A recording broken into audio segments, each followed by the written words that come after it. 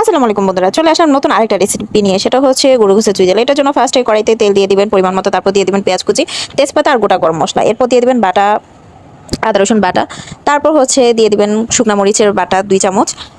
আমি বেটে দিছি ঝালটা, যেহেতু চুই ঝাল খাবো একটু ঝাল ঝালই।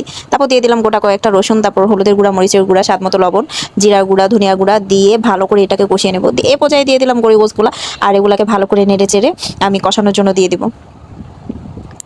তো এই যে আমার কষানো হয়ে গেছে, পানি উঠে গেছে গোস থেকে। এখন দিয়ে দিলাম টমেটো, দিয়ে কিছুক্ষণ ঢেকে দিলাম। ঢেকে কিছুক্ষণ রান্না করে নিয়ে ঢাকনাটা উঠিয়ে দিয়ে দিলাম চুই ঝাল, আর দিয়ে দিলাম গরম পানি। গরম পানি দিয়ে দিলাম গোটা কয়েকটা রসুন, যেহেতু চুই ঝাল খাবো গোটা রসুন দিলে তো আরও ভালো লাগবে। তো এই তো হয়ে গেছে আবার চুই ঝাল। তো বাসায় এইভাবে কে কে ট্রাই করছেন অবশ্যই জানাবেন।